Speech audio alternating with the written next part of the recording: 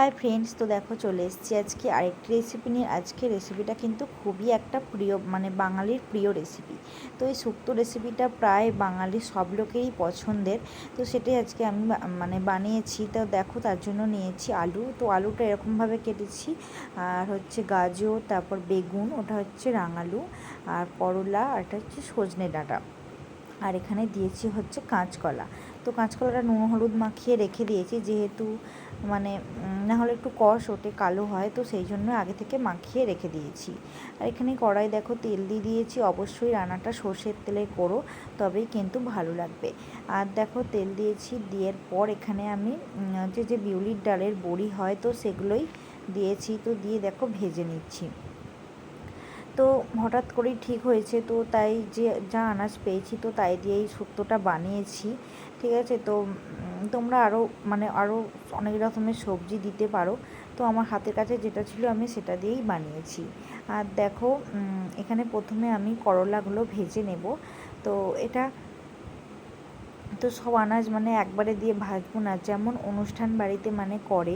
তো একটা একটা আনাজ ছেঁকে ছেঁকে যে তুলে করে, তো সেই জিনিসটাই আমি করব। তো ওই জন্য দেখো একটু বেশি করে তেল দিয়ে দিয়েছি, আর দিয়ে এরকম একটা একটা করে ভেজে নেব।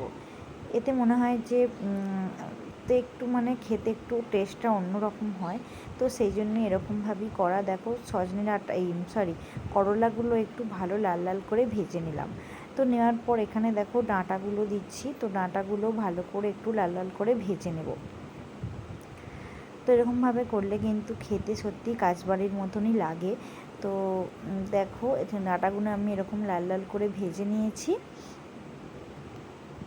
ভেজে নেওয়ার পর এবার দিয়ে দেব হচ্ছে আলু।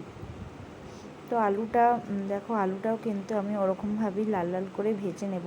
তো আমি এরকমভাবেই কেটেছি, তো তোমরা তোমাদের পছন্দ অনুযায়ী কেটে নিও। আর এখানে দিলাম হচ্ছে দেখো গাজর। তো আলু আর গাজরটা ভালো করে ভেজে নেব। দেখো লাল লাল করে সব আনাজে আমি কিন্তু ভেজে নিচ্ছি। আর এই শুক্তোটা দেখবে প্রায় সব লোকেরই পছন্দ। তো আমারও খুবই পছন্দের একটা রেসিপি। তো তোমাদের সঙ্গে শেয়ার করছি। তো আমি যেমনভাবে বানাই, তো সেটাই তোমাদের সঙ্গে শেয়ার করলাম। তো দেখো তারপর দিলাম হচ্ছে কাঁচকলা আর রাঙালু। তো রাঙালুটা একদমই ছিল না, এইটুকুই ছিল, তো এটাই দিয়ে দিলাম। তো দিয়ে দেখো ভালো করে ভেজে নেব। দেওয়ার পর লাস্টে দিলাম হচ্ছে বেগুন। তো বেগুনটা এবার ভালো করে ভেজে নিচ্ছি। তো দেখো বেগুনগুলো এবার ভালো করে ভেজে নিচ্ছি।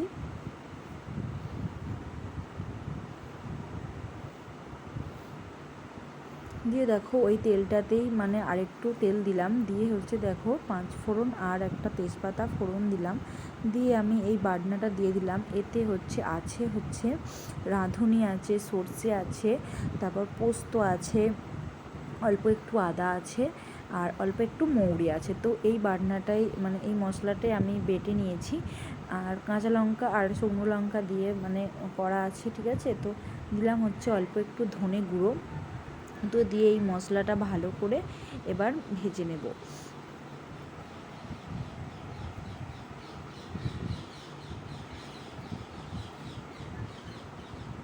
তো দেখো ভালো করে মশলাটা ভেজে নিতে হবে।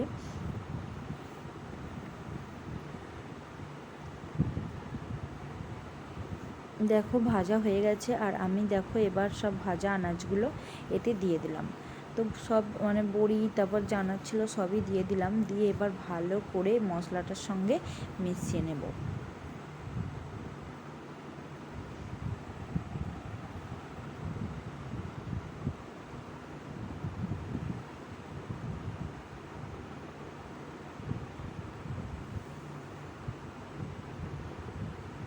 দেখো ভালো করে আমি ভাজছি। আর দেখো মশলাটার সঙ্গে মেশানো হয়ে গেছে, আর দিলাম হচ্ছে জল। তো জল দিয়ে দিলাম। এবার একটু বেশি করেই দেবো, যেহেতু আনাজগুলো এখনও সিদ্ধ হয়নি, তো সিদ্ধ হবে, ওই জন্য একটু বেশি করে জলটা দিলাম। দিয়ে এবার এটাকে ফুটতে দেব। নুন দিয়ে দিলাম।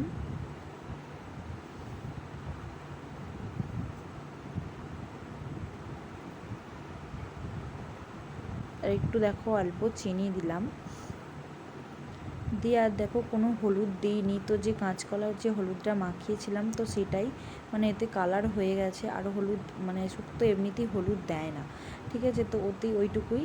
আর দেখো সব আনাজগুলো সিদ্ধ হয়ে গেছে। এবার আমি দেখো করলাটা দিয়ে দিলাম, তো লাস্ট নামানোর আগে, না হলে কিন্তু তেতো হয়ে যাবে।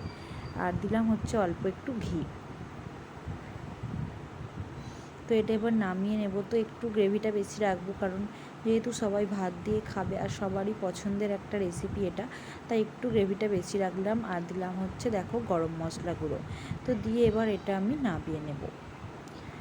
তো এই ধরনের রেসিপি মানে জানি না তো কেমন হয়েছে, তো তোমরা অবশ্যই যারা ভিডিওটি দেখছো তারা অবশ্যই আমাকে কমেন্টে জানিও। তোমরা একবার হলেও কিন্তু এটা ট্রাই করো, দেখবে ভালো লাগবে, সবাই খেয়ে তোমার নামই করবে।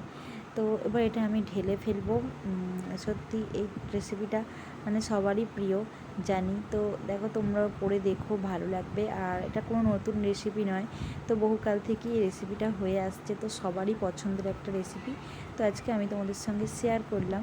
তো ভিডিওটি ভালো লাগলে প্লিজ লাইক কমেন্ট শেয়ার করো। তো টাটা বন্ধুরা, তো ফিরে আসছি নতুন কোনো রেসিপি নিয়ে।